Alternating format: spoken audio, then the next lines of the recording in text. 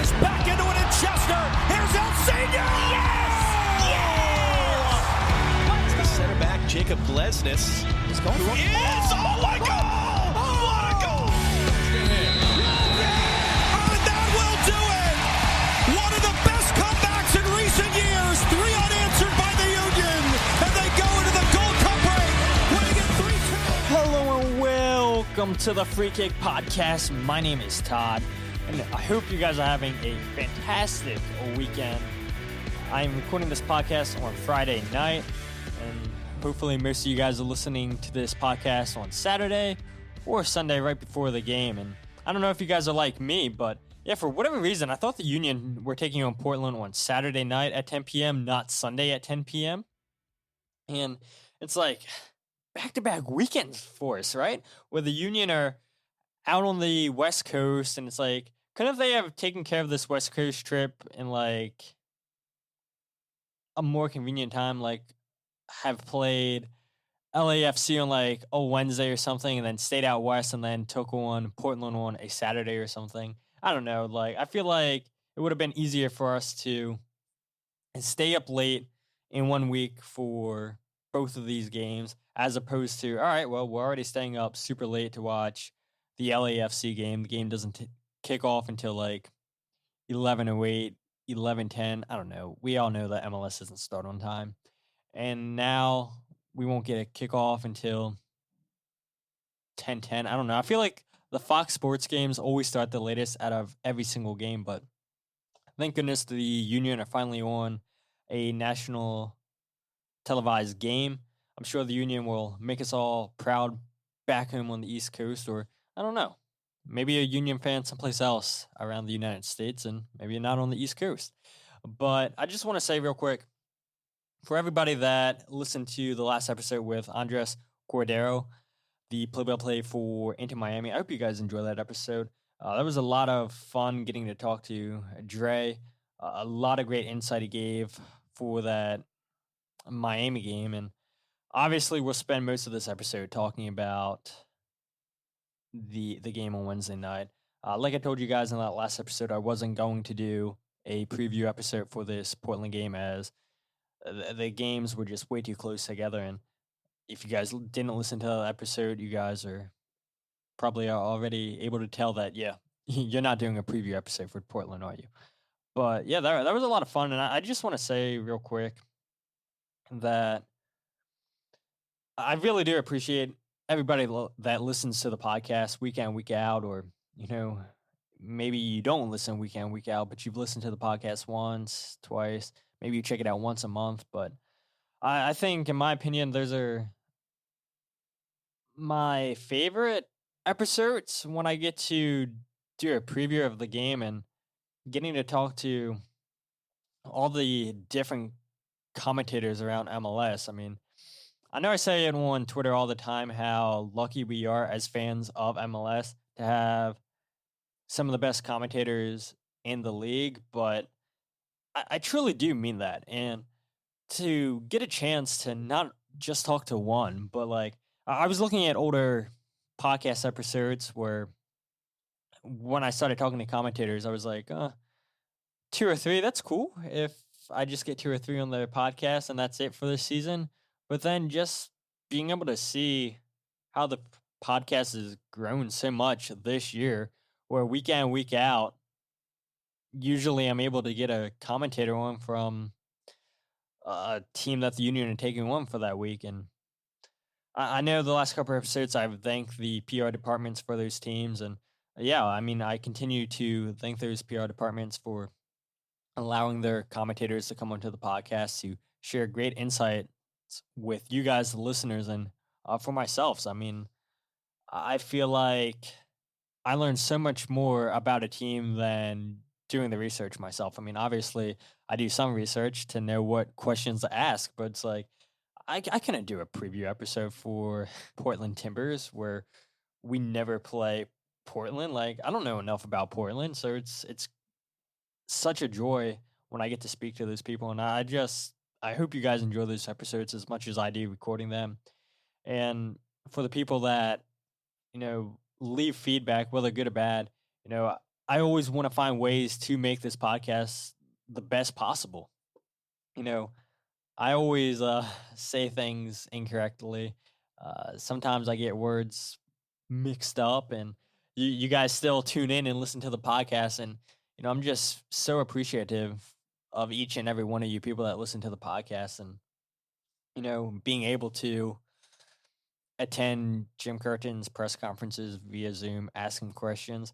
I don't know. I just this year has been so fun covering the Union, and a lot of that I feel like because of you guys, the listeners, when you give me feedback and tell me what you like, what you don't like, and you tell me the good job that I'm doing or I'm not doing a good job. So, yeah, I just wanted to get that out there and say that I appreciate you guys, the listeners, because I don't know how you guys can listen to my voice all the time, and yet you guys show up all the time, and I just really appreciate that. And again, I mean, I know I said this probably like a month ago, but if you guys really are enjoying the podcast, it helps the podcast grow and find people that don't know what they're missing when you guys just share it on Twitter, when you leave reviews on iTunes, or even if you don't do any of that, just tell a friend that's a fan of soccer, a fan of MLS, a fan of the Philadelphia Union, because I love getting feedback and seeing people enjoying the podcast. But enough of that rant. That was like a 6-minute rant. I did not expect to go on a rant for that long. Obviously, we're going to talk majority of this podcast about the Inter Miami game. There's really only one news segment that I want to get to. I'm sure I could have got a whole bunch of news segments lined up for you guys, topics to discuss. But yeah, there's really only one topic I want to discuss. So let's just go straight into that topic.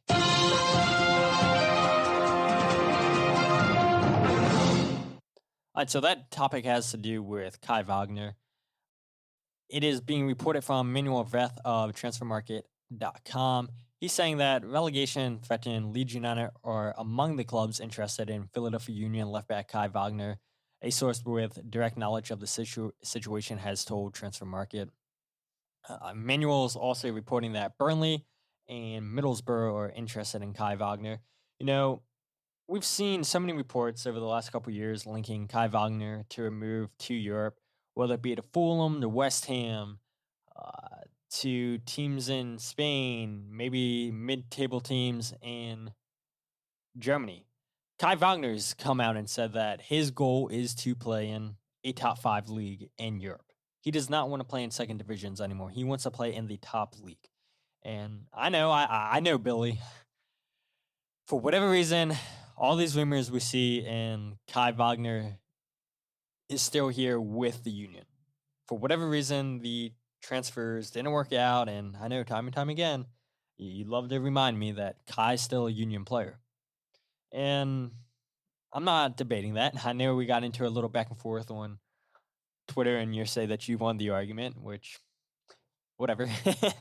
But, in my opinion, this is the very best we've seen Kai Wagner ever in his 4 years with the Union.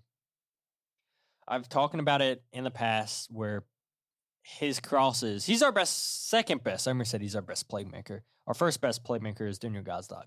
But Kai Wagner is right behind him. If you can have a 1A, 1B, Kai Wagner and Daniel Gazdag are right there. His crosses, his dribbling, I don't know how much you guys pay attention to tactics, but the Union are playing Kai Wagner more forward this year in the attack than they have in the past. And they're dropping Leon Flock a little bit deeper to cover for Kai because he's pushing so far forward on the left side of the field. And because of that, we're really getting to see how good Kai Wagner is in the attack. I feel like we always knew that, but his crosses, I feel like, just get better and better. They are so pinpoint accurate. We see his deliveries are really good on corner kicks. His free kicks are pretty good. And I know we haven't scored a ton of goals on set pieces on corner kicks this season, but offensively, this is the best that I've ever seen Kai Wagner. And when the teams have money to spend, it's in the summertime. Teams don't have a problem buying players in the January market, in the winter market, but they're looking to get players on a discount. And teams don't typically sell in the winter because they don't have a replacement lined up. Now, I know that's not the case with MLS, where that's our off season, so we have plenty of time to find a replacement if we were to sell Kai Wagner in the winter. And if we sold him in January, that's like the worst case scenario for us because we're in the middle of our season. But for majority of clubs in Europe, that's when they want to bring in new players. They have time to adjust to the new system, the new country they're going to be in. And that's when you see a lot of bidding wars happen. And so I know we've seen West Ham, Fulham be interested, reported in the past for Kai Wagner. But I really do believe this summer is when we see Kai Wagner go because his value's never been as high as it is right now. And I know we've said the same in the past, but it just feels like this year is different. Kai's spoken on the topic multiple times over the last 2 years. And to his credit, he doesn't sulk when a move doesn't materialize. He gives his all. And I asked Jim Curtin about that today, about the reports linking Kai to England, and if he feels like he has the players on the roster to replace Kai's productivity if he leaves. And this is what Jim had to say to that question. Yeah, I do. I think Matt Real has done a great job for us. Again, he's a direct replacement position-wise. There's been always rumors around Kai. Nothing is concrete selfishly as a coach because he's such a good player. I'd love to keep him here in Philly. But we'll see. There's always reports. But like I said, nothing is 100% in this game. So again, we have interest in a lot of our players.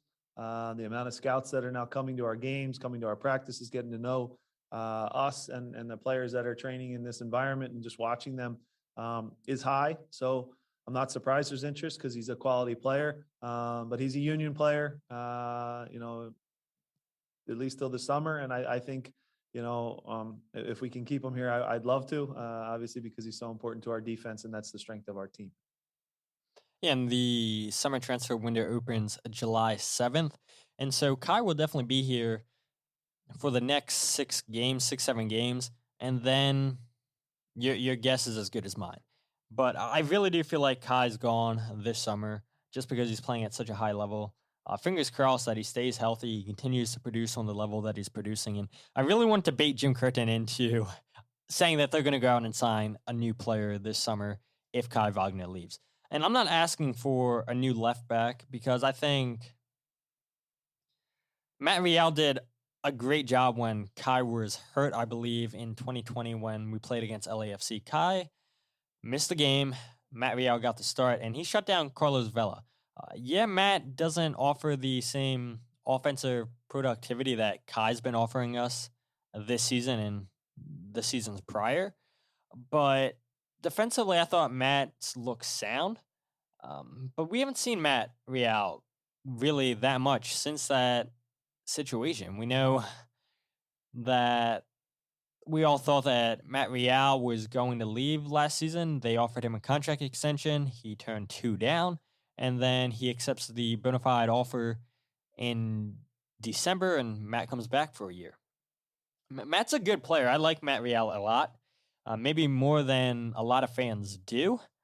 But we haven't seen a lot of Matt Real for me to feel that, okay, we're going to get half of the production that Kai Wagner gives us in the attack. Defensively, I think Matt will do a job, but I just don't know how much he offers offensively.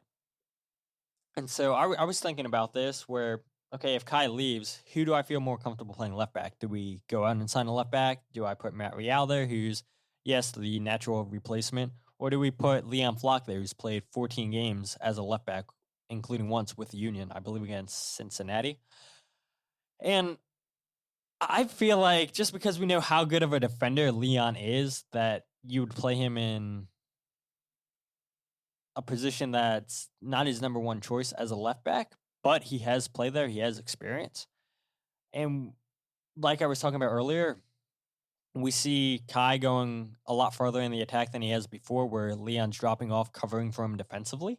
So I feel fine defensively with Leon. You're definitely not going to get any attacking productivity out of Leon if he plays as a left back like we have Kai, which then means that you would need to go out and sign another 8, because I don't think we have an 8 on this roster that's as creative as Kai Wagner is in the attack on the left side of the field.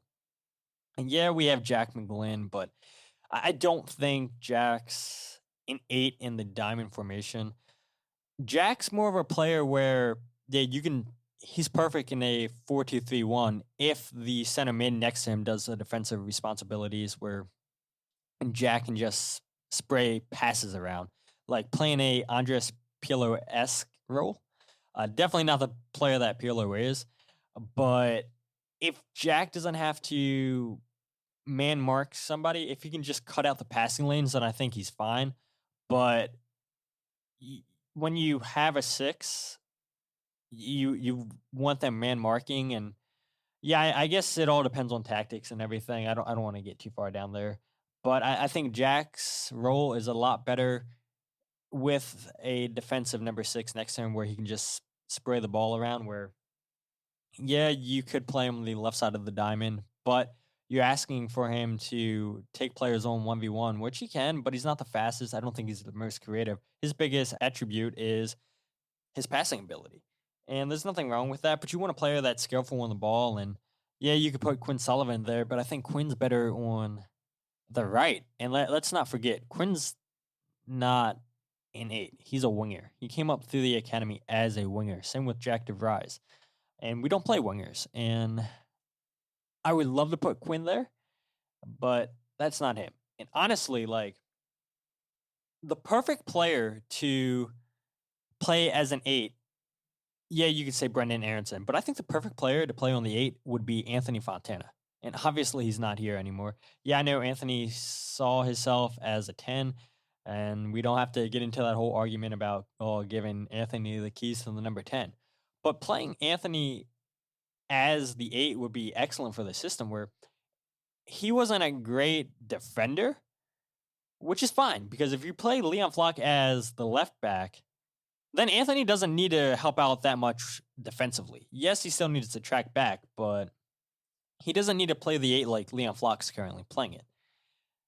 And, oh man, like, that would be so perfect if he was still in this roster, because we know that he has a great shot on him. We know he's comfortable taking players on 1v1, but, I guess Anthony wanted to test himself in Europe, and I know he hasn't played as much as he probably would have hoped in Italy, but man, like, I know the Union don't go out there and spend a ton of money, but if you start Anthony Fontana on this roster, then he would have been the perfect replacement to play as a skillful number 8, as opposed to playing as a 10 or as a second striker. But, he's not out here, and you got to go out there and sign another attacking 8, a skillful 8, if you were to play Leon Flock as the left back. But Kai's still here, like Jim said, and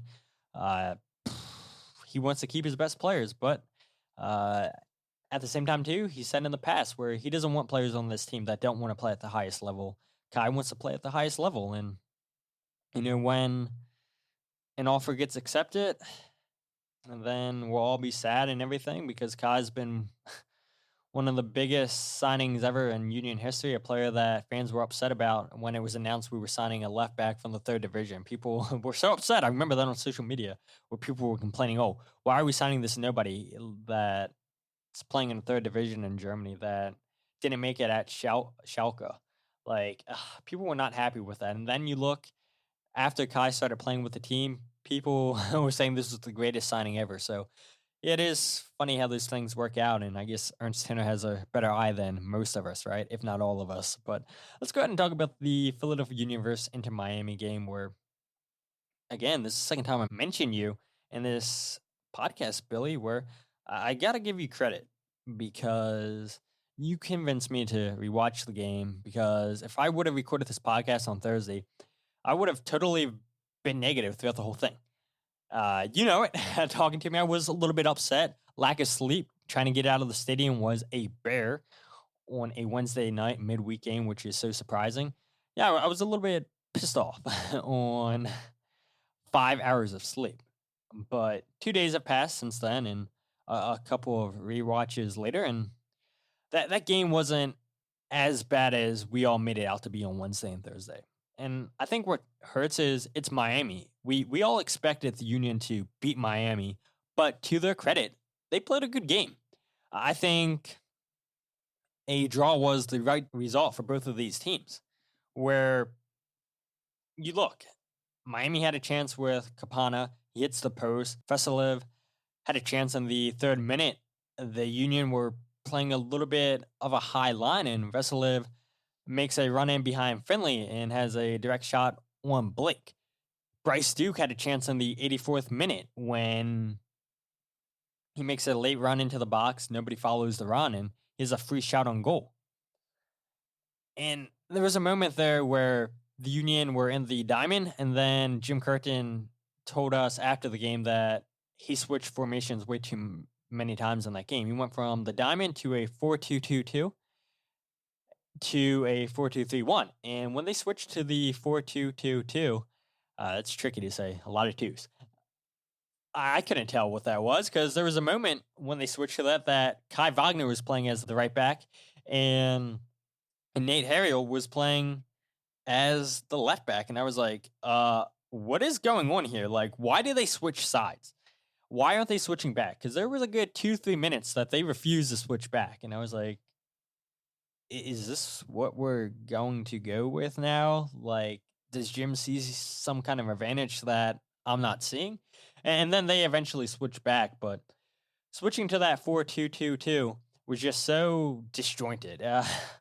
It was so hard for me to tell what was happening on the field, and usually I'm pretty good at picking out what formations we're switching to, but yeah, I cannot tell that was a 4-2-2-2 because it was so disjointed. I think the players were a little bit confused by it, and I'm happy that Jim admitted after the game that, yeah, we switched formations way too much, and, Miami had a couple chances when we did that, and he would have been extremely mad if we would have lost that game. But fortunately, the Union didn't concede a goal. We finally kept a clean sheet. But I think the first half was the best half for the Union when they had their best chances with Flock in the 5th minute, where he tries to chip Callender and he makes a weird kick save.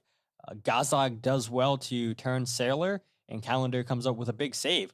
One of those 2 shots should have been a goal for the Union, but Callender makes 2 big saves on the night for Miami. His 2 biggest saves, in my opinion. And I know the Union had 20 shots in this game, with 8 of them on target, but those 2 shots I just mentioned were the best shots on the night for the Union. The remaining of the shots I thought were a little bit too weak. Yeah, they were on target, but they weren't placed well. They weren't hit with pace. The free kick that Glesnes almost scored, I feel like that and the Kapana hitting the post cancel each other out. But those 2 chances with Leon and Daniel, one of those shots should have went in. And I've got to give Matt DeGeorge a shout out too for tweeting this, mentioning that Corey Burke has no chemistry with his teammates. And, it is so true because you see Corey run into Ali in the first half when Ali had a shot on goal. Ali had the better angle than Corey, but Corey runs straight into him. You see LA yelling at Corey after the play when that shot should have been on target, but instead it goes sailing over the top of the crossbar. You see Corey run around so aimlessly, not pressing. Could have had a tap in near the end of the game if he was on the far post, but for whatever reason, he wasn't there. And I mean, his soccer IQ is so bad. And I hate constantly nagging on Corey. But the thing with me is I'm not going to be biased just because I like the Union. I'm going to call it like I see it. And you see it so many times in soccer where it's not just Corey, where players are usually either very skillful or they have a high soccer IQ. But when a player has both, then they're a world-class player, or they're on their way to becoming world-class. And you might be saying, well, Corey has neither. And you're probably right, I'd say.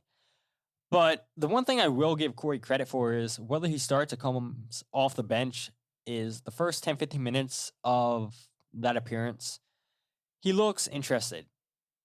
He looks like he's going to make something happen.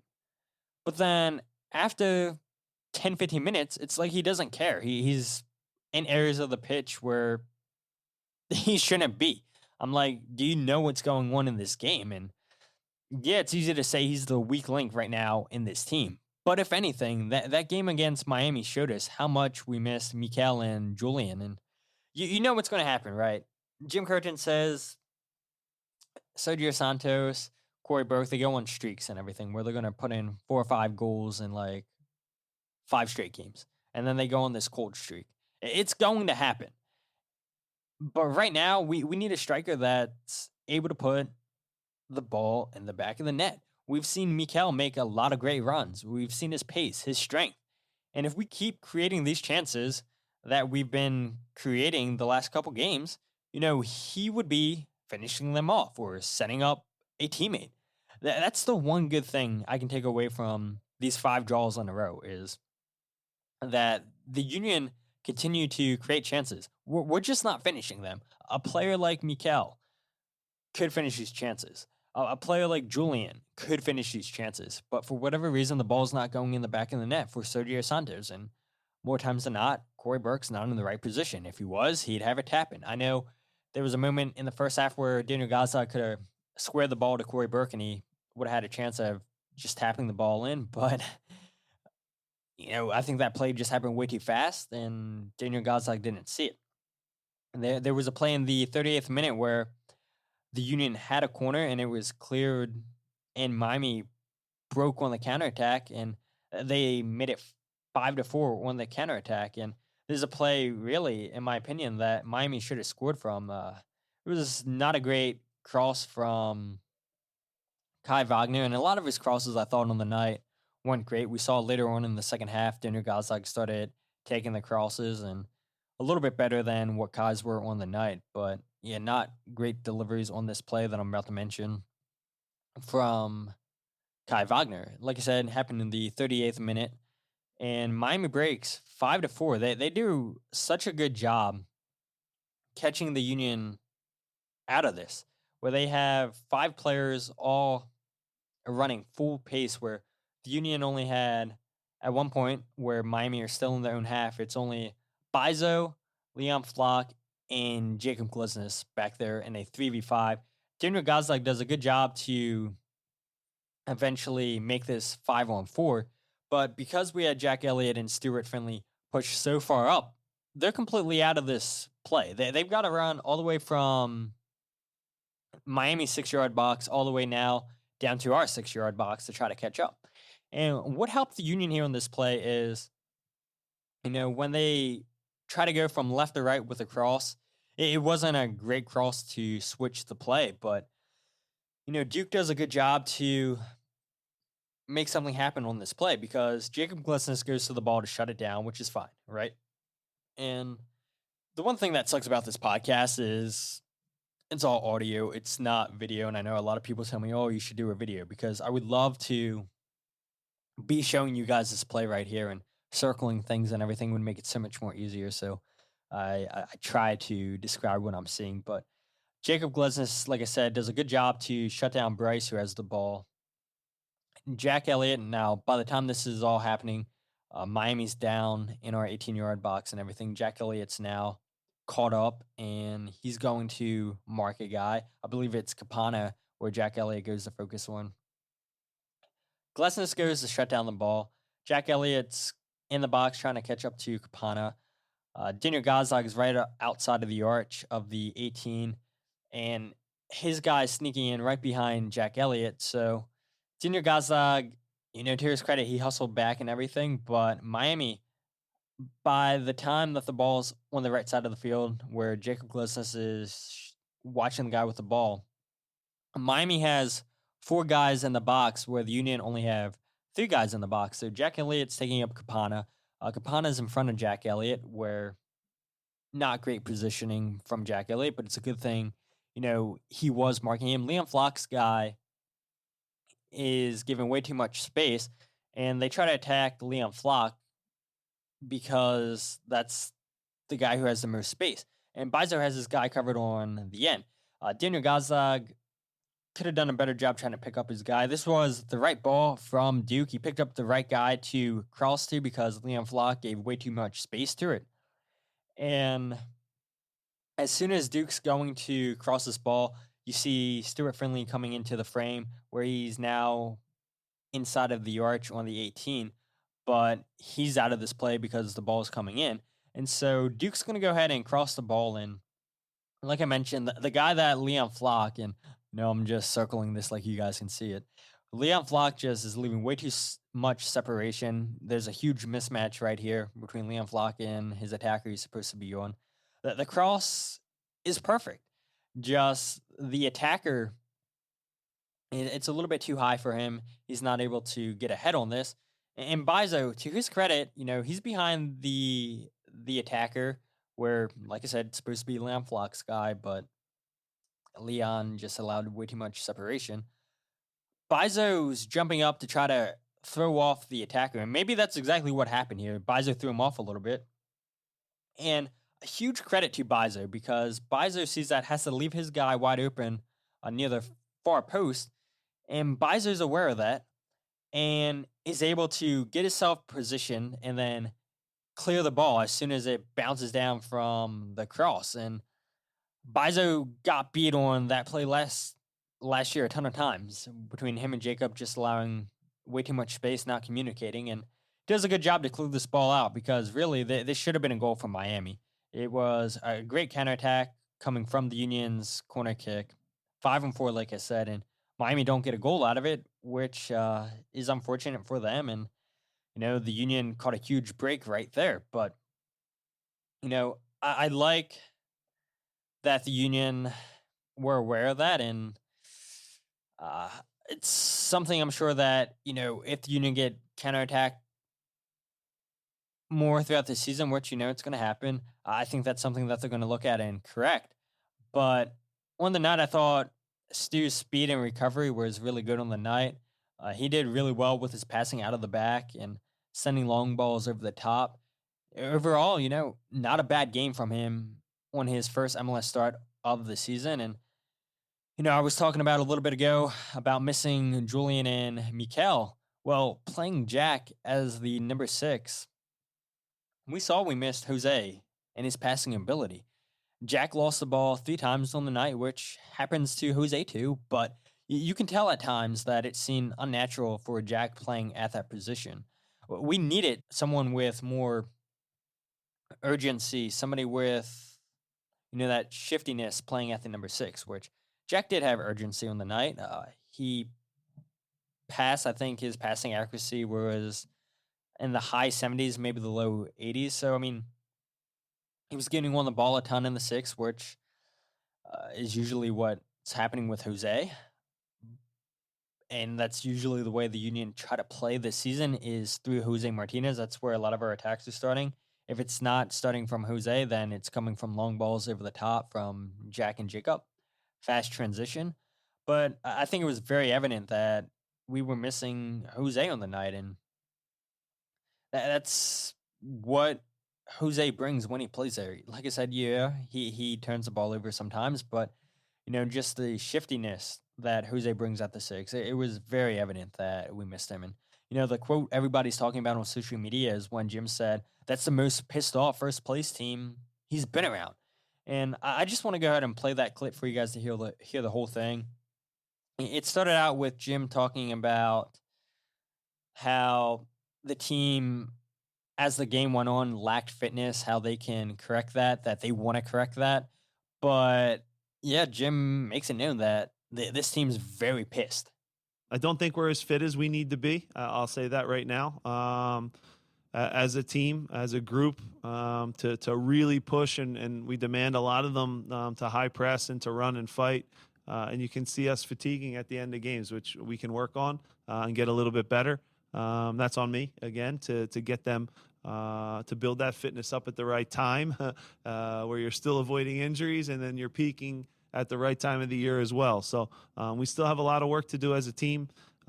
It's the most pissed off first place team I've ever been a part of. That is for sure. Furious. Everybody in there is furious. Coaches, players. I've never been around a team so angry with the most points in the Eastern Conference. Is that still true? Do we still have the most points or no?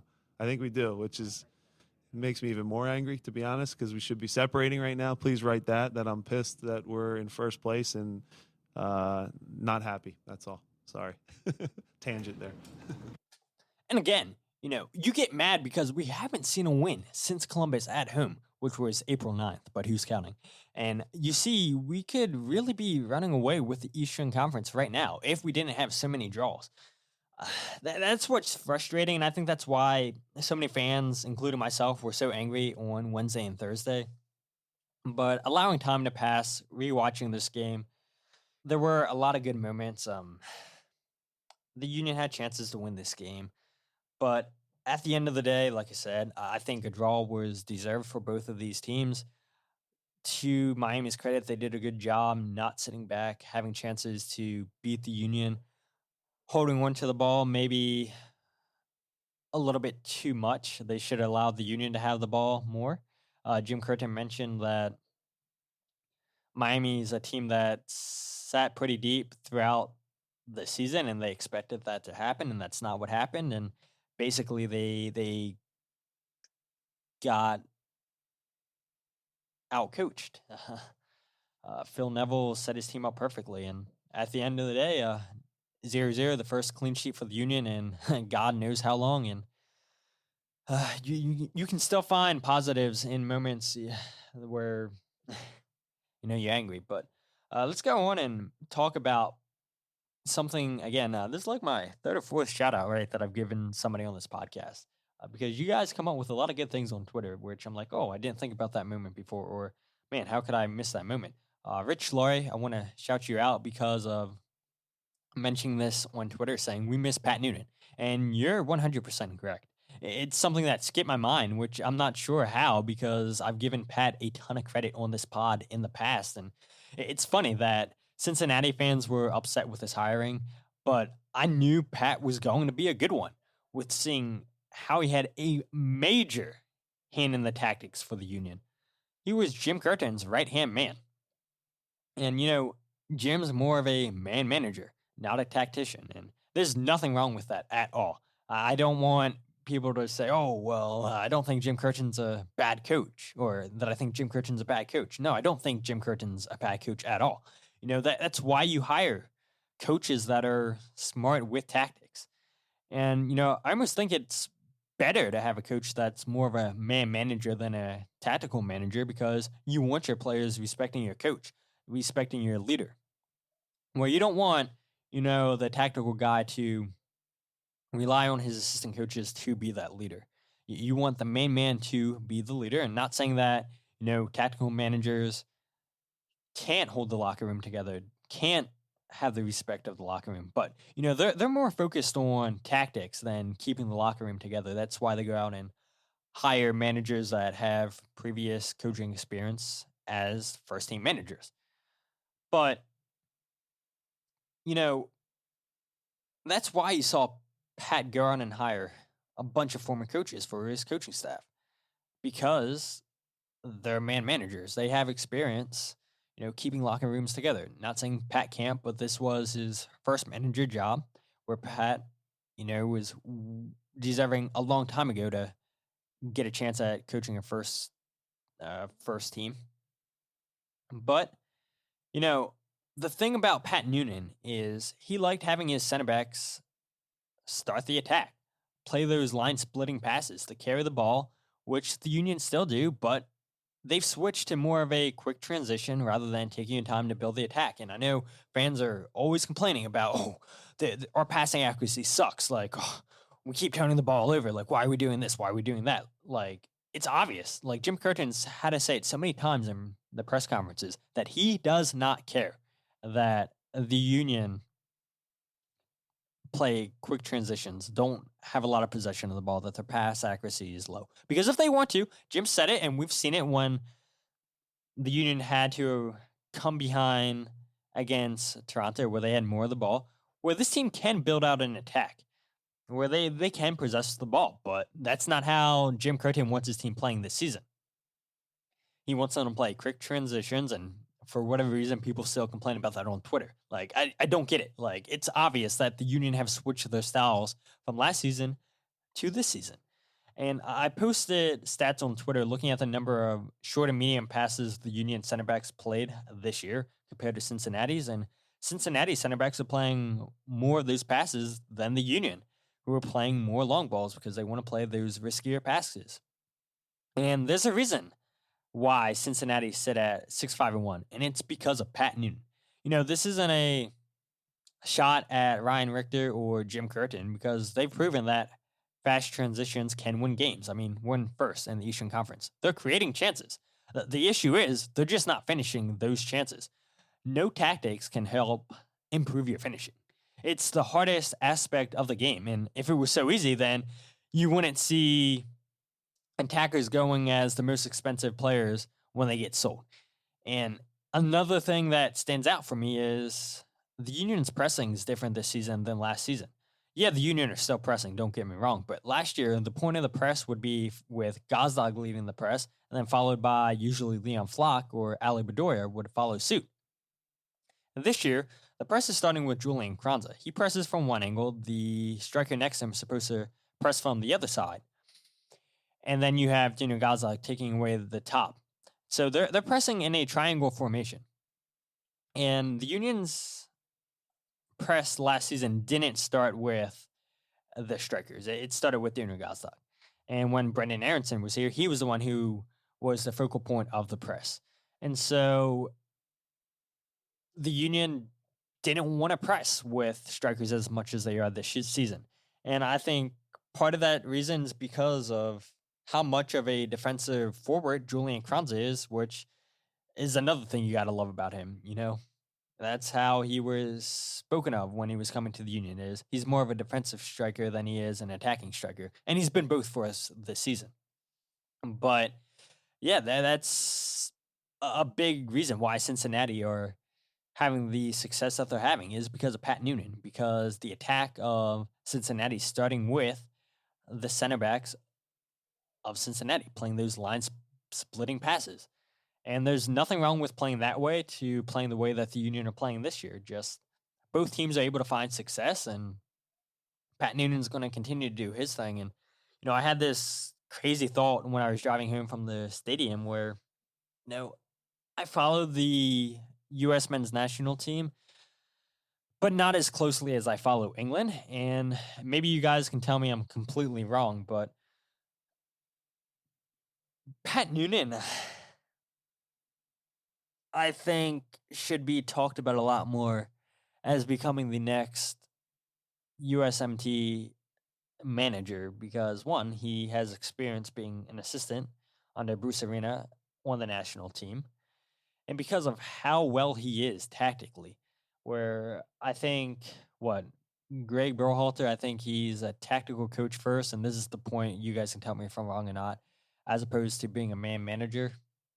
And I know people on USMT Twitter complain about Greg's tactics all the time, but I think Pat Noonan's a little bit more tactically sound than Greg Berhalter is, and I know fans always talking about Jesse Marsh, but what if Pat Noonan continues to bring success for Cincinnati?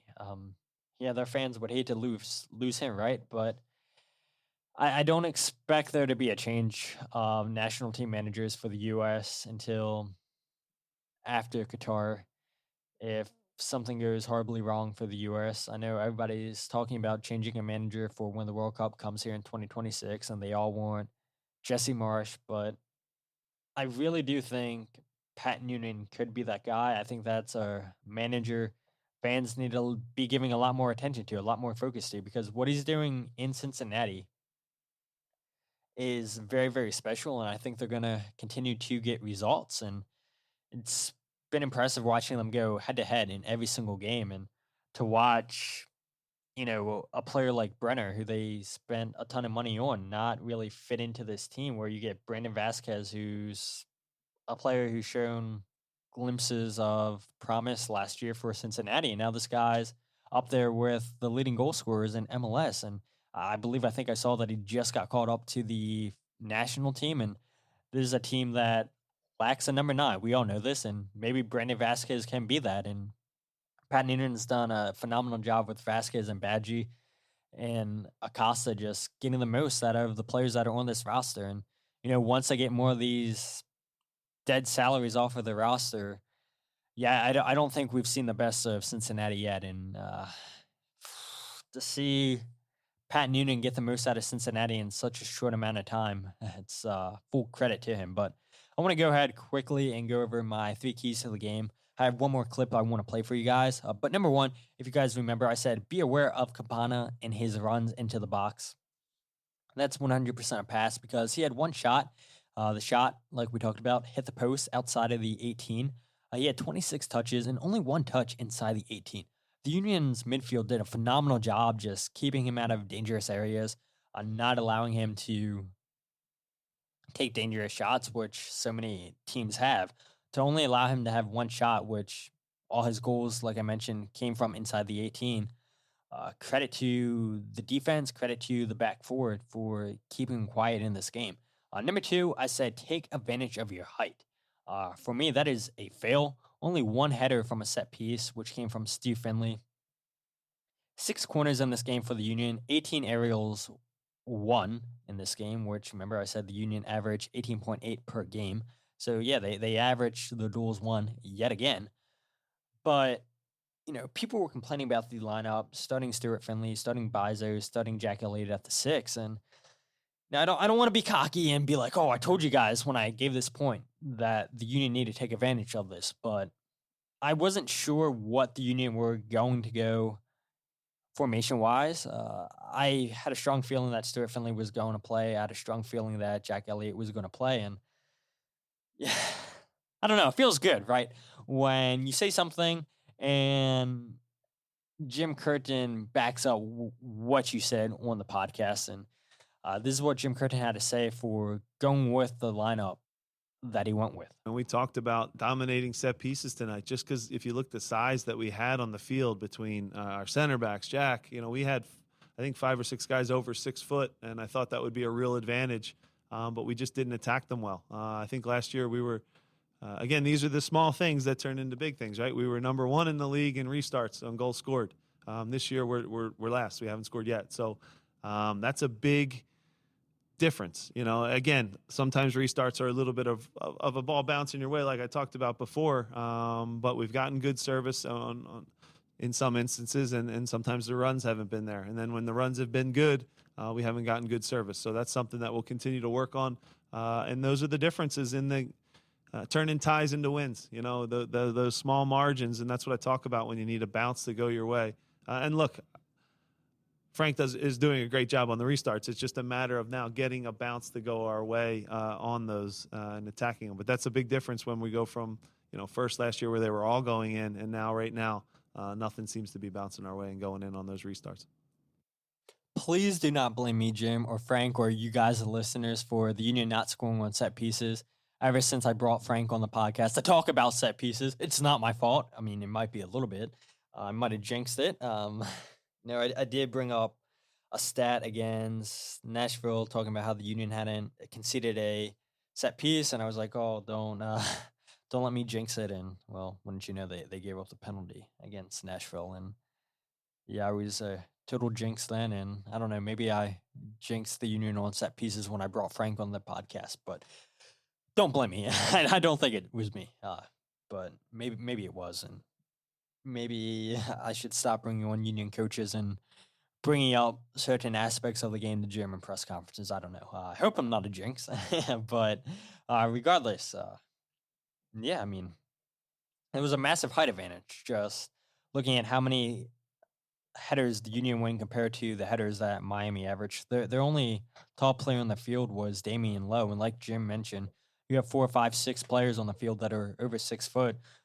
You're going to dominate Miami. I mean, it's not hard when you look at how tall the Miami roster is, and you think you're going to have a real advantage against them if you start taller players. And 6 corners and only 1 header from a set piece, and couldn't capitalize on it, and that's disappointing. So like I said, 100% a fail. And then I said 3 quick 1-2s. For me, that's a pass. They tried, but none of those 1-2s resulted in a goal.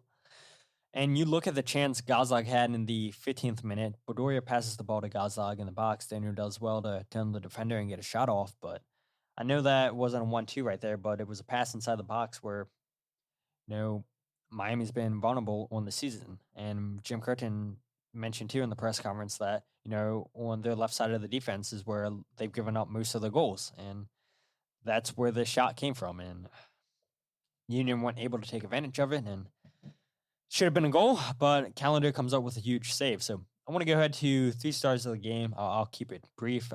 Daniel Gazdag, 2 out of 4 shot accuracies, 2 key chances, 4 to 5 ground duels won. I was talking about the ground he covered on that counterattack that Miami had when it was 5 against 4. Daniel Gazdag did well to work his butt off defensively, offensively, just creating a lot of chances for the Union. We're just not finishing off those plays. Number 2 is Leon Flock. And yeah, you can look at Foot Mob, you can look at Silver Score, you can look at who scored, doesn't matter. When they give their player ratings, I think majority of their sites had Leon Flock pretty low. But for me, he had that one big chance in the 5th minute, should have scored. Good save by Calendar. He had 3 ball recoveries. But seeing Leon Flock run into a lot of space where his head was in the right area of the field, there was moments when him and Daniel ran to the same ball, especially on that 5th minute shot. There was a play a little bit afterwards where they both ran to the same ball again. But at least Leon's thinking with an offensive mindset where he's not totally thinking defense, defense, defense. And so to see Leon be one of our more creative players on the attack, and we know what he offers defensively. That's why Leon Flock gets number 2 on my list. And then number 3, Jacob Glesnes. I mean, that free kick hitting the post. So unfortunate. I have no clue how he knuckles the ball, how he gets so much swerve on the ball. I mean, the goalie was beat. If it wouldn't have hit the post, I mean, oh my goodness. Like, I don't know how you hit a soccer ball like that. I really don't. I don't know. It's unbelievable what this guy can do with a soccer ball. Oh, I mean, thank goodness for him, right? But 37 out of 45 of his passes were accurate. 9 ball recoveries, 1 interception. Him and Stu did a good job communicating, commanding that back line where they not really played much together. So it was good to see them play good in a start together and having Jack be in front of them. I thought Stu and Jacob played really, really well, and they kept a clean sheet. That's the number one thing you can ask from your defenders is to keep a clean sheet. They did that, so good game from Jacob Glesnes. Unlucky not to get a goal, but I'm sure we'll see a couple of his goals this season. I mean, every year we see at least one free kick goal from Jacob Glesnes. I'm sure it's going to come at some point this season. But let's go ahead and end the podcast on Blunder of the Week. And I wanted to give Blunder of the Week to, the whole parking situation, leaving the game on Friday. I know Gaga Salina had a blunder where he dropped the ball into the goal. The ball went right through his hands against New York Red Bulls. That was a really, really good Blunder of the Week. But the Blunder of the Week is going to deal with the New York Red Bulls, where if I would have given it to them for the Gaga situation, that wouldn't have been their fault. It would have been Gaga's fault, Chicago Fire's. But this Blunder of the Week is 100% New York Red Bulls' fault. And that is because they are moving a Saturday MLS game to a Tuesday just so they can play a friendly against Barcelona on a Saturday. Now, I get it. I 100% get it. You're going to make more money just from this one game, from this friendly, than you would probably for the whole season that you're hosting home games. Maybe even playoff games if you get lucky and get to host a playoff game. But as things stand, Red Bulls probably don't want to host a home game because they have 6 results on the road, 5 road wins, 6 results. And they have 6 results where they've not gotten a win at home yet. But this one game against Barcelona is going to bring in New York Red Bulls so much money, which I don't blame them for that. But you move a league game from a Saturday where, majority of your fan base doesn't show up anyway on the weekends. They're definitely not going to show up for a midweek game.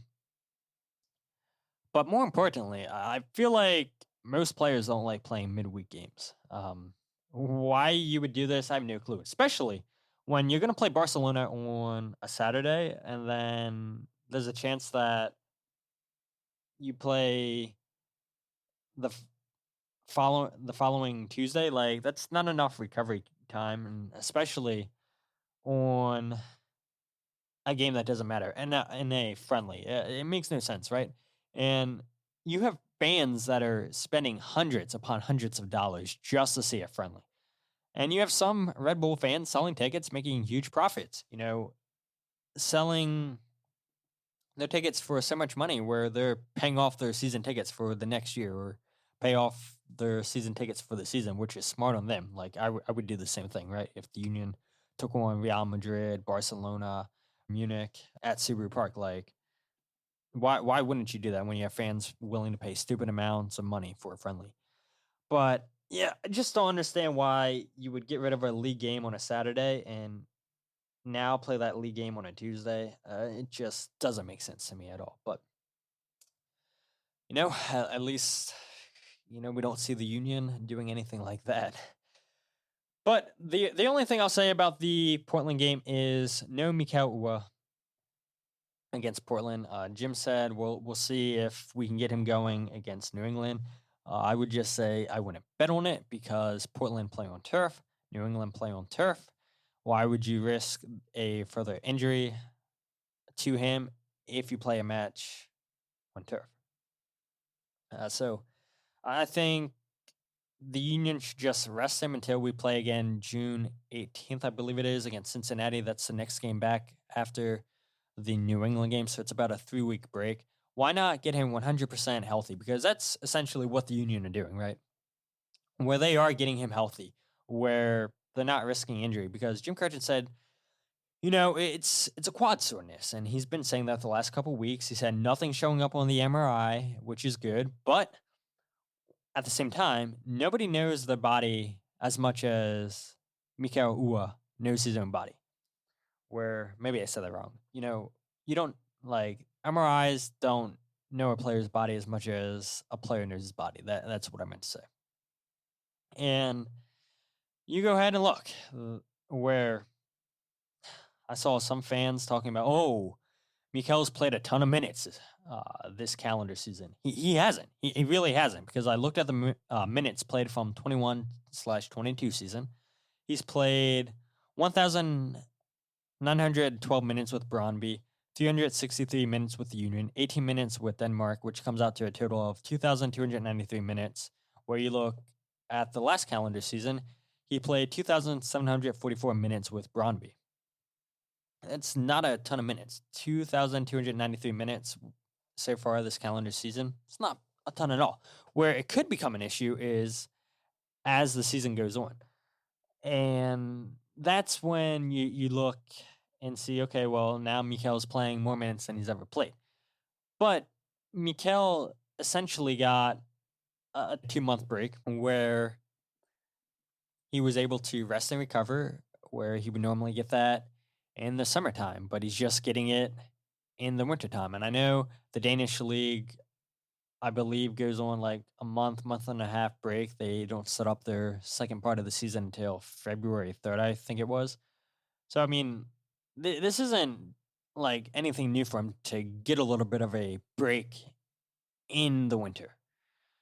But the issue is, and Jim Curtin's been on the record multiple times saying it, is that it is his fault, the team's fault, for rushing him too fast. And that's the reason why he's injured. Because Mikael's your shiny, brand new DP toy that you really want to see a lot. And Mikael was off to the side on his own training, which is normal because you see players staying fit in the summertime when they're on their break. It's just not the same intensity that you normally get in first team practices. And that's the whole issue right there, is the intensity.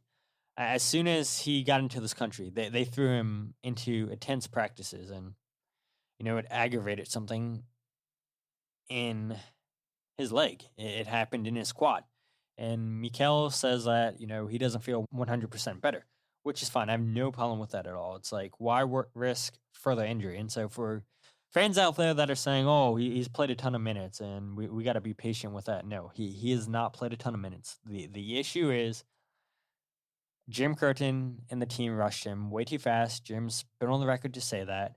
That's the only issue. He doesn't have an injury history. I've looked at transfer market where he's never had any quad injuries before. The only injuries he's had is ankle problems. That is it. And maybe there's more stuff out there, but I checked multiple sites and he's not an injury-prone player. It's because the Union rushed him. That is it. And I really wish fans would just pay a little bit more attention. Like, stop spreading fake news. Like, that's, maybe that should get Blunder of the Week, that fans only do half the research. But, we're all guilty of it. We're all guilty of only finding half the picture, but, just don't paint it as something that it's not. That's all I would say. And I get it too, right? The Union could be a little bit more transparent, playing the press conferences, streaming them live like they used to, and now you got to go on the website and look to see when they post the interview. So a lot of fans are just reading what the other reporters are reporting when they when the press conferences are going on, and I'm guilty of not even live tweeting it. So maybe I got to start live tweeting it a little bit more and getting the exact quotes. But I don't know. That's it's a topic, I guess, for a different day. But haven't done a podcast in over an hour in a very long time. So hopefully you guys enjoy this episode. Hopefully the Union get all 3 points against Portland this Sunday, because God knows we need them. But if you're not following the podcast on social media, follow at Free Kick Pod on Twitter, Instagram, and Facebook. Wherever you get your podcasts, let Free Kick. Like I said, majority of you guys are probably listening to this podcast on Saturday. I know here down in Maryland, it's going to be 96. Hopefully you guys are staying indoors and not melting, because 96 in May, like, it is brutal. And especially like the humidity. Now, I don't want to turn this podcast into a weather podcast, so that's all I'll say on that, because God knows you guys hate it when I talked about fishing. So I'm not going to talk about fishing, not going to talk about the weather. I'll end the podcast right here, and we'll do a review episode right after this Portland game. It's going to be a tough night, so we'll get a review episode out there when we get it. Hopefully I'll be able to do a preview episode with somebody from New England. But until then, my name is Todd, and this is the Free Kick Podcast.